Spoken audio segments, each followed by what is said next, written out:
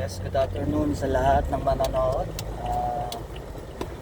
Dito po tayo, sakay po natin si Sir. Sir, ano po pangalan niyo, Sir? Joseph Oliveira. Si Sir Joseph, patid po natin siya sa may mga kadrap sa airport. Sir po siyang magulang, katulad po natin. Yun nga lang, siya'y papuntang abroad at tayo ay malupit na driver sa lansangan yan.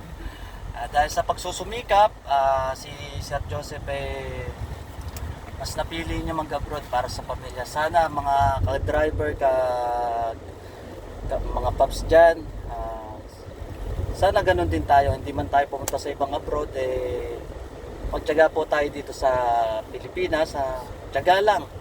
No, Sir? Yan, ano sinasabi ni Sir, konting tiyaga, ay nilaga po.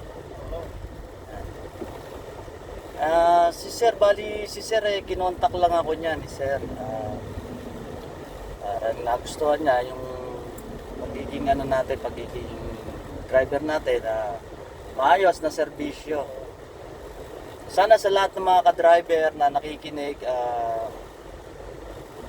bigyan natin ng special na trato mga ating mga pasahero para mas maganda ang ating kita, tsaka tiyaga lang, tiyaga.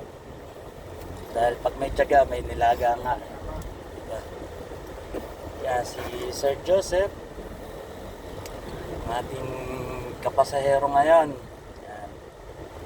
Sir, ano po nyo sa mga driver na yan, yung manonood, mga manonood. Oo.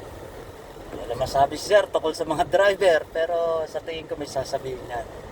Wala pa ako sasabi. Tiyaga lang, no, Sir? Kaya lang kaya, pagkat kayo mga driver nyo. Bait nyo. Ayan. Ayan po ang sabi ni Sir. Sisipag nyo rin. Kasi mahirap natin dito sa Pilipinas. Ayan. Ayan po yung ni Sir Joseph sa atin, mga ka-driver na dagdagan pa natin yung tiyaga at sipag para sa pamilya. Yan. Hindi lang lahat kasi na nag-abroad successful.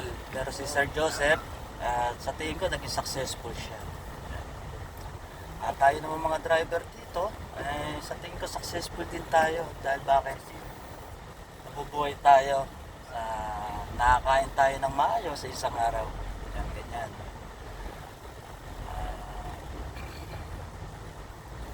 Tsaka konting dasal lang po para sa mga ka-driver ko. Ayan, konting tiwala po sa sarili.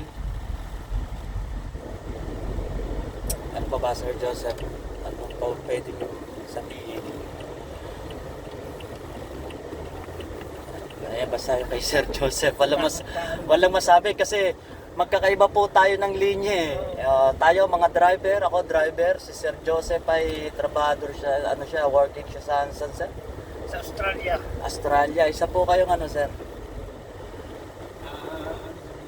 Citizen na ako dun eh. Citizen na siya sa Australia.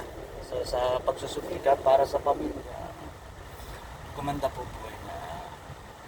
So once again, sana magsumikapan lang po natin lahat sa pagmamaneho.